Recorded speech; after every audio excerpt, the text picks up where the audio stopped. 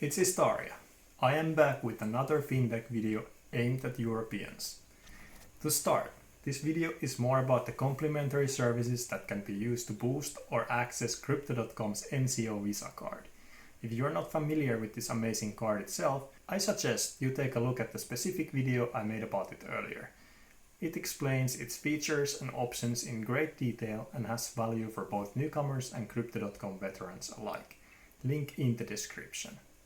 Having said that, let's get on with the video. As the long-awaited MCO Visa card from Crypto.com has finally landed in Europe and people have started receiving them, we do notice that no new launch usually goes without some sort of unforeseen events. Exactly the same with this one. Europe is a diverse place with many different currencies and payment processors, which has introduced problems like topping up your card using the plethora of non-euro currencies, as well as having your card get rejected in various places when attempting to pay with it. In addition, some people have had some problems with their 3DS or verified by Visa when trying to make payments online. I have no doubt that as Crypto.com manages to secure more licenses, there is no need for any additional solutions. But for now, while we are still sort of in the pioneering and early phase, it's good to take advantage of complementary fintech services to squeeze every bit of value that you can. The first problem is obviously that if you lose 1% or 3% when topping up your Visa card via your own bank, you are throwing away a lot of money, possibly even ending up in the negatives when all is said and done. If you have a high-tier card, you'll still come ahead because of the cashback, but it's far from an ideal solution. The other problem is the fact that some payment processors have incompatibility issues with the card, as well as due to the nature of prepaid cards, it may not always work in every location. Having your MCO Visa card and not being able to pay with it leaves a sour taste in your mouth for sure, as it's quite literally leaving money on the table. Luckily, for every problem there is a solution, and even better, they are not at all very demanding to do. So, first we are tackling the prepaid problem. In some instances online, you can use PayPal as a middleman, but they are as clumsy, arbitrary and greedy as it gets, so I can't really recommend them. Just know that they are an option for stuff like Spotify if your card doesn't get accepted by default. You just have to be real careful with their options so they don't get to overcharge you as you do this. They especially like to mark up their currency conversions to nearly 5%. The real savior here is Curve, though. It is a somewhat new fintech company that links their card with every card you have, which you can then freely swap between in their easy-to-use simple app. You can even go back in time and choose to pay with a different card if your selected card was not the one you ultimately wanted to use for the purchase.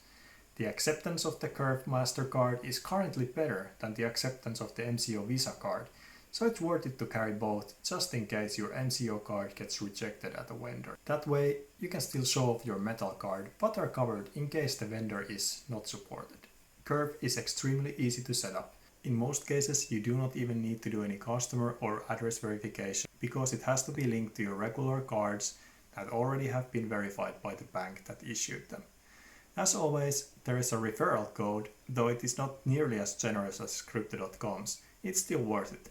You and me both get 5 British pounds if you decide to give it a go as soon as you make your first transaction. So, let's take a look at the app, shall we? Here we are in the Curve app. The first card here is a default card that everybody has. Basically all your benefits and rewards like referrals or if you use the Curve cashback, everything like that goes into this one. You can use it like a normal card, but because it's pretty hard to accumulate money on it, it's not super ideal. I have used it to make a transaction to Revolut, so I can then move that money to my real card, the MCO Visa card. In order to do that, you need to have £10 because that's the minimum that Revolut allows you to transfer. You cannot use the Curve card to top up your MCO Visa card directly, but even if you could, the minimum would still be 20, so this 10 is actually better. Let's get on with this. Here we have my real card, the MCO Visa. I have a couple of other cards. And here we have another card and another card. And I'm going to add a card here just so you can see how easy it is. So yeah, entering these card details is pretty easy. All you need to do is add your regular card and then click on continue. You will still have to verify this card, but doing so is very easy. Once you have all your cards that you are thinking of using, switching between them is very easy. You just click here, tap to select and pay, and if I click this, now every time I make a purchase, it's going to charge this card instead. If I want to make a change, I will just click on another card, like this. Now I'm using this one. And now I'm going back to the MCO Visa card.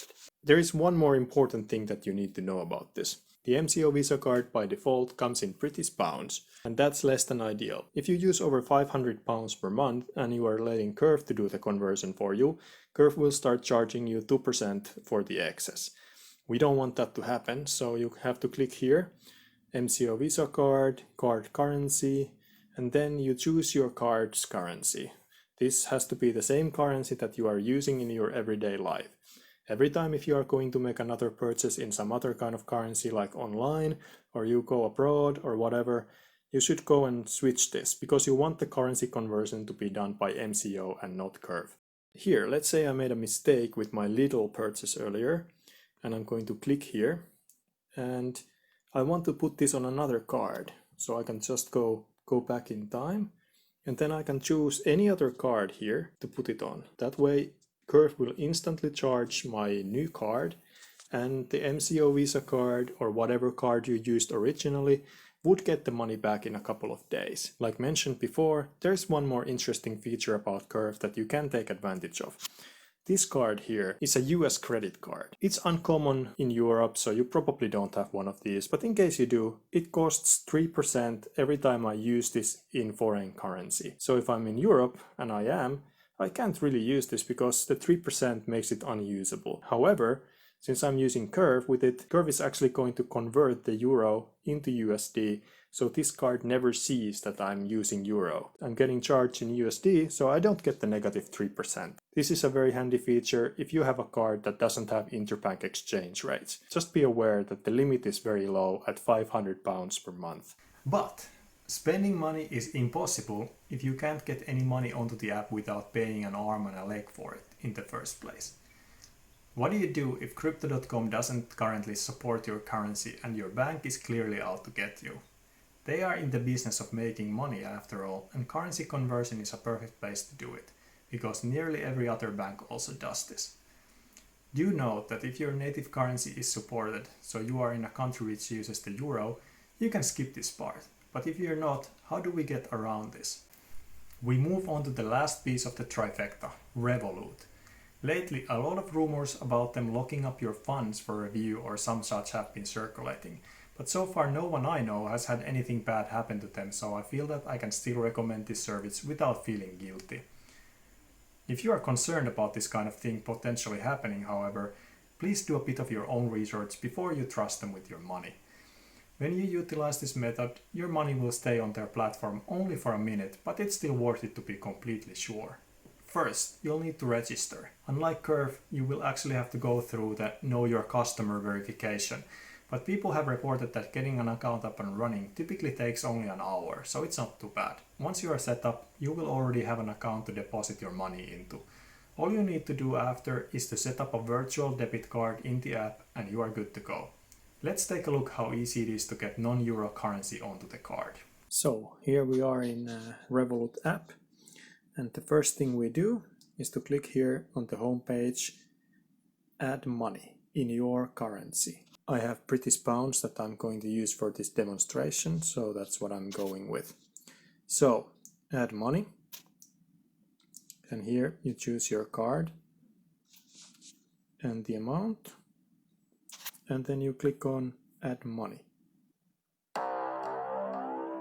And here we go. I got a notification. I have the money. The next step here is to exchange said money. So I'm going to go here, click on this button and exchange. And I'm going to exchange it to euros. And here we go. We now have euros on the account instead of the pounds, and this is what you want.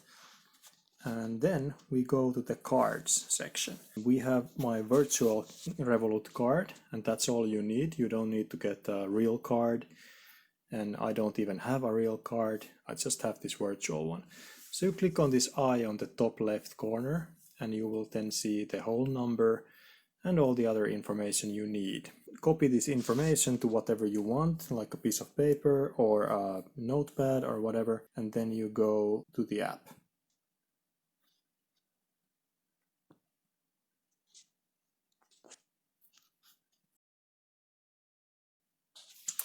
I'm going to have to top up, and I'm going to choose credit card. And here I have 3 cards listed, and the topmost card happens to be my Revolut card. I actually had to add another 10 euros to the account because I wouldn't be able to fill this top up otherwise, because it's a minimum of 20 euros. Let's try. Yep, no fee, no nothing. Fill the code.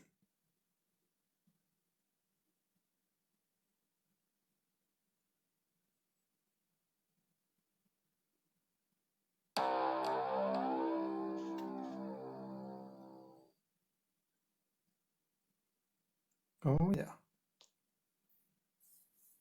Success. So basically I lost nothing to conversion here. I think that pretty much covers it.